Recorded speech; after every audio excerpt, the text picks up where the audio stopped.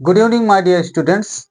मैं पुनः आप सभी बच्चों का अपने YouTube चैनल पर एक बार फिर से स्वागत करता हूं।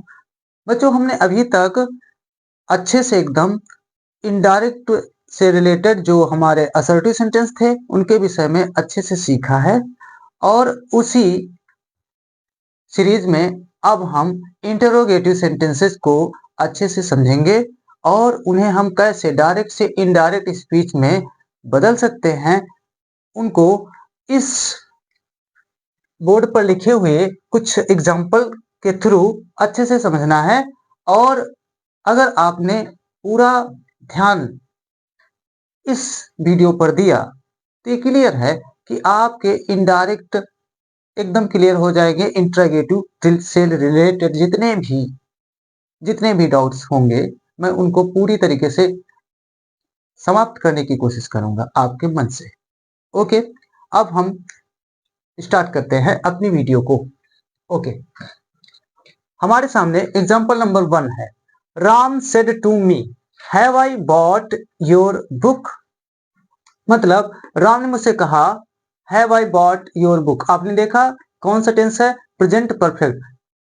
क्या मैं आपकी किताब खरीद चुका हूं। अब इसका हम इनडायरेक्ट में परिवर्तन जब करेंगे तो कैसे होगा? देखिए स्टूडेंट्स, सबसे पहले हमें सब्जेक्ट लिखना होता है। कौन है इसमें? राम। चूंकि सेंटेंस इंटरोगेटिव होता है, देखिए एस नो टाइप। हमारे सामने दो टाइप के प्रश्न अक्सर आते हैं। कुछ प्रश्नों के उत्तर हम तुरंत देते हैं, या तो हम कहते हैं यस या नो। जैसे आपसे किसी ने पूछा क्या तुम पढ़ते हो, तो आप तुरंत ही कहते हो यस या फिर नो। लेकिन जैसे ही आपसे वो पूछता है, कुछ रीजनेबल पूछता है कि आप क्यों पढ़ते हो, आप कहाँ पढ़ते हो, तब आप यस या नो में उत्तर नहीं दे सकते। तो जितने भी हेल्पिंग वर्ड से स्टार्ट होते हैं वो कुछ इस टाइप के सेंटेंसेस होते हैं जिनका हम आंसर यस या नो में देते हैं।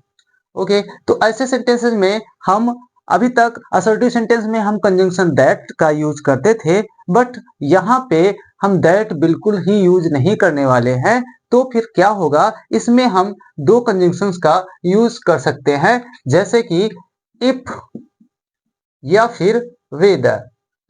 इफ या वेदर, इन दोनों में से किसी एक का। मोस्टली इफ का ही यूज करते हैं, वेदर का यूज तभी करेंगे जब चॉइस प्रदर्शित की जाए।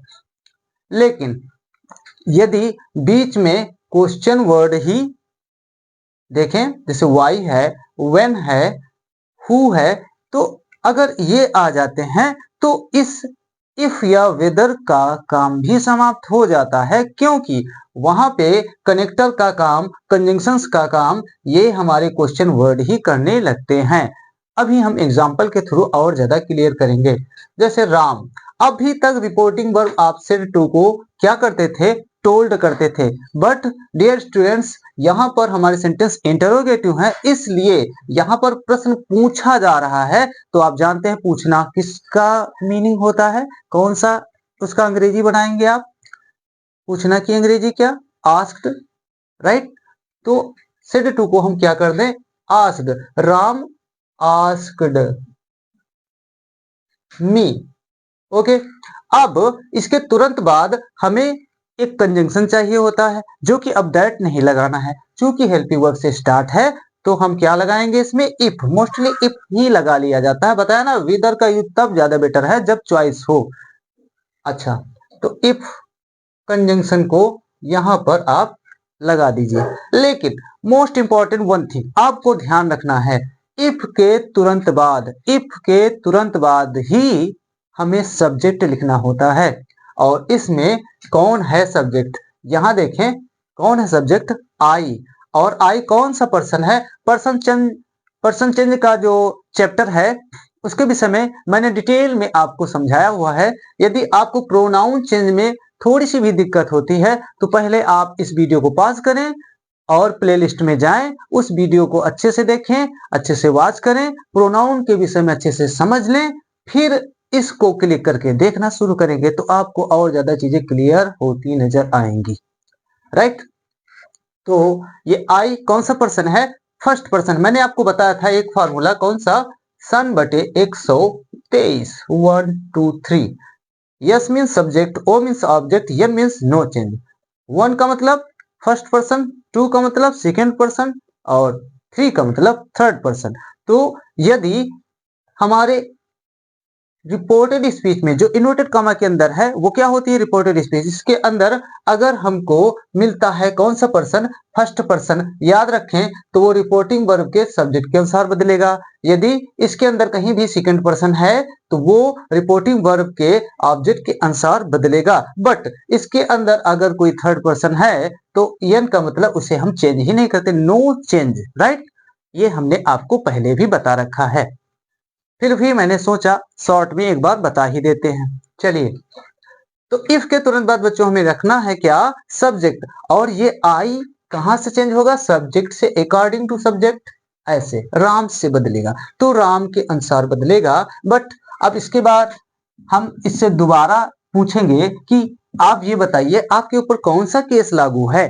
जैसे जेल में किसी कैदी के ऊपर केस लागू होता है, इससे भी पूछो कौन सा केस चल रहा है तो ये आपको बताएगा कि मेरे ऊपर सब्जेक्टिव केस चल रहा है, तो फिर राम के ऊपर भी यही लगाओ, कौन सा, सब्जेक्टिव केस। तो राम का सब्जेक्टिव केस होता था क्या, ही, राइट, ही।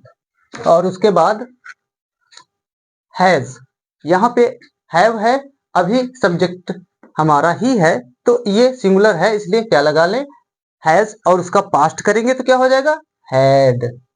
प्रेजेंट परफेक्ट को चेंज करते थे पास्ट परफेक्ट में। If he had bought, bought your को, ये सेकेंड पर्सन है, मी से बदले तो क्या होना चाहिए था, माय बुक, और ओनली फुल स्टॉप। सभी प्रकार के सेंटेंस असर्टिव हो जाते हैं, राइट। नेक्स्ट, हरी, नंबर 2 वाला, हरी आस्क्ड मीरा, इफ, उसके बाद अब हमें क्या लिखना है, सब्जेक्ट जो कि सेकेंड पर्सन है और मीरा से चेंज होगा, सब्जेक्टिव केस मीरा का सी। उसके बाद अब आपको टेंस पे ध्यान देना है, प्रेजेंट इंडेफिनिट है क्योंकि देखिए डू लगा था, फर्स्ट फॉर्म लगी थी, तो ये प्रेजेंट इंडेफिनिट है, चेंज हो जाएगा पास्ट इंडेफिनिट में, वो भी असर्टिव बन करके। तो इसकी सेकेंड फॉर्म लगा दे, if she taught, if she taught. अब यहाँ पे कौन सा पर्सन है, ये कौन सा पर्सन है, फर्स्ट पर्सन है, फर्स्ट पर्सन हमेशा बदलता है अकॉर्डिंग टू सब्जेक्ट, और हरी से जब ये बदलेगा तो अब दोबारा में किस केस में है, ऑब्जेक्टिव केस में है, तो हरी का भी आप ऑब्जेक्टिव केस ही लगा दे, वो हो जाएगा हिम, हिम, राइट। उसके बाद आप हिंदी लिख दें, इसमें कुछ करना नहीं, और ओनली फुल स्टॉप। इस तरीके से आपने देखा कितना इजी वे से हमारे सेंटेंस आसानी से चेंज हो जाते हैं इनडायरेक्ट में। चलिए, एग्जाम्पल नंबर 3, इसमें बच्चों हमने क्वेश्चन वर्ड दे रखा है, ये यस नो टाइप के नहीं है, तो आपको ध्यान रखना है बस थोड़ा सा। चलिए हम इस पे आते हैं जो आप सोच रहे हैं कि अब क्या करेंगे, the man, the man asked, normal पहले जैसा, देम पहले जैसा, अब इफ नहीं लगाएंगे, अब हम कंजंक्शन के रूप में इसी वाई को, कुछ लोग इसको वाई पढ़ते हैं बच्चों, इसका सही प्रोनाउंसिएशन है Y, Y, Y, okay. Them, इसी को हम कंजंक्शन बना लेंगे वाई, क्योंकि यहाँ पर सेंटेंस में टेंस नजर आ रहा है, डू लगा है, इसका मतलब प्रेजेंट इंडेफिनिट है, तो पास्ट इंडेफिनिट हो जाना चाहिए। अच्छा, इसके तुरंत बाद आपको क्या लिखना है, सब्जेक्ट लिखना है, और सब्जेक्ट यहाँ पर ये सेकेंड पर्सन हमेशा किससे बदलता है, ऑब्जेक्ट के अकॉर्डिंग। ऑब्जेक्ट कौन है यहाँ पर, देम है, तो आप ध्यान दें इस देम को जब हम सब्जेक्टिव केस में लाएंगे तो क्या बन जाएगा हमारा, दे बन जाएगा, और टेंस पास्ट में हो जाएगा, दे, दे कॉल्ड, दे कॉल्ड। और यहाँ पे फर्स्ट पर्सन मैन से चेंज करेंगे, ऑब्जेक्टिव केस है, मैन का भी ऑब्जेक्टिव केस लगा दीजिए, तो फिर ये हो जाएगा हिम, कॉल्ड हिम, और फुल स्टॉप, ओके। नंबर 4 बिल्कुल ऐसे ही, गीता आस्क्ड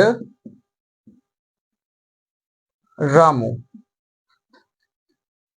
अब कंजंक्शन के रूप में इस व्हेन को हम यूज कर लेंगे। इसके तुरंत बाद सब्जेक्ट लिखेंगे और ये बदलेगा किसके according, mister Ramu, right. Ramu, अब यहाँ पे सब्जेक्ट किस रामू का लगा दीजिए, व्हेन ही। टेंस कौन सा, पास्ट इंडेफिनिट है और ये चेंज हो जाएगा जब, तो बन जाएगा पास्ट परफेक्ट। उसके हेल्पिंग वर्ब लगाइए, हैड, व्हेन ही हैड। अब थर्ड फॉर्म भी होनी चाहिए, थर्ड तो परफेक्ट में बाय के third form bought, bought a book, bought a book for me को चेंज कर दें तो ये गीता से बदलेगा। अच्छा, अब इसमें ऑब्जेक्टिव केस हर, फुल स्टॉप। ओके, आपने देखा कितना आसानी से हम इंटरोगेटिव के सेंटेंसेस को इनडायरेक्ट कर लेते हैं, बस कुछ चीजों को अगर आपने अपने माइंड में फिक्स कर लिया तो। नंबर 5, इसको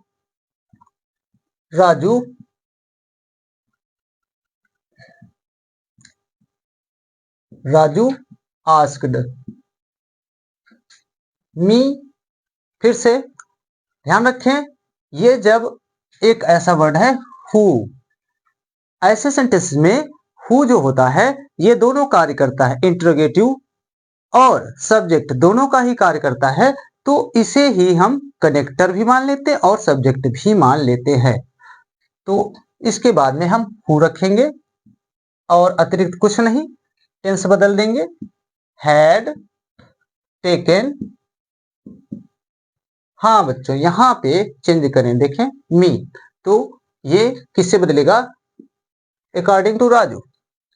पोजेसिव केस, राजू का possessive case his pen in, कौन सा पर्सन, सेकंड पर्सन, किस केस में, पोजेसिव, तो मी से चेंज करेंगे, मी का पोजेसिव लगा दीजिए तो क्या हो जाएगा ये, माई क्लास, माई क्लास। इस तरीके से हम इनको इनडायरेक्ट में आसानी से चेंज कर सकते। तो इन कुछ एग्जाम्पल के थ्रू मैंने चीजों को क्लियर करने की कोशिश की है।